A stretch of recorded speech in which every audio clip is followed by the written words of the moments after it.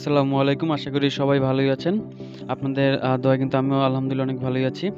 তো আপনারা কিন্তু অনেকেই আমার বিভিন্ন ভিডিওতে জানতে চেয়েছিলেন যে কিভাবে আমরা ফুল প্রসেসটা আরকি করি, যে জার্সি ডিজাইনের জার্সি ফুল রেডি করি কিভাবে।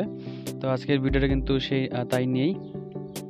তো একটা জার্সি মেক করার ক্ষেত্রে আমাদের ১ম কাজ হলো মূলত জার্সির ডিজাইনটা করা। সেক্ষেত্রে আমার বিভিন্ন ভিডিওতে কিন্তু অলরেডি আমি পাবলিশ করেছি বিভিন্ন জার্সির ডিজাইন। এগুলো আমরা ফটোশপ, ইলাস্ট্রেটরে করে থাকি এবং তারপরে আমরা আপনি যেই প্রিন্টিংটা দেখলেন এতক্ষণ, এই ফিডারের প্রিন্টারে আমরা এই জার্সির ডিজাইনগুলো ইপিএস ফাইল নিয়ে এগুলো প্রিন্টারে প্রিন্ট করে থাকি এবং এর পরপরই আমরা এই প্রিন্টের কাগজটা অর্থাৎ এই পেপারটা আমরা হিট প্রেসে দিয়ে দেই এবং হিট প্রেসে গিয়ে এটা কাটিং হয়ে এরকম টুকরো টুকরো অর্থাৎ বডি আলাদা আলাদা হয়ে যায়। বডি, স্লিভ সব আলাদা আলাদা করে কেটে এভাবে হিট প্রেসে বসানো হয়। তো হিট প্রেসে বসানোর নিয়মটা মূলত প্রথমে ২টা পেপার বিছিয়ে তার উপর কাপড় দেওয়া হয়। আমাদের যে কাপড়ে আপনি প্রিন্ট করতে চাচ্ছেন, তো সেই কাপড়টা বসিয়ে তার উপর আমরা এই পেপারটা দিই, অর্থাৎ আমাদের যে প্রিন্টেড পেপারটা, এই পেপারটা আমরা এই কাপড়ের উপর বসিয়ে নেই।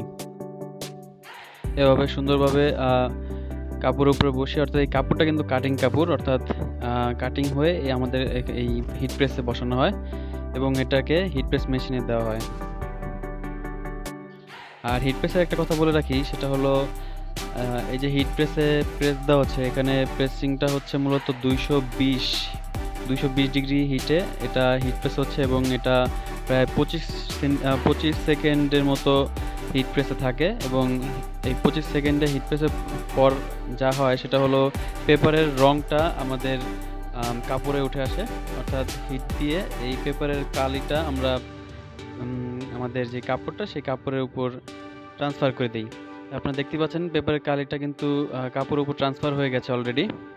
তো আমাদের জার্সির প্রিন্ট এবং হিট প্রেস কিন্তু সম্পূর্ণ করলাম। এখন আমাদের কাজ রয়েছে শুধুমাত্র সুইংয়ের, অর্থাৎ এই জার্সির এই কাপড়টা, প্রিন্টেড কাপড়টা আমাদের বিভিন্ন মেশিন, সুইং মেশিন হয়ে পুরো রেডি একটা কমপ্লিট জার্সিতে পরিণত হবে। আর পাশাপাশি আপনি যদি সুইংয়ের বিভিন্ন স্টেপ সম্পর্কে জানতে চান, সেক্ষেত্রে কিন্তু আরেকটি ভিডিও বানানো যায়, সেক্ষেত্রে অবশ্যই কমেন্ট করে জানাবেন।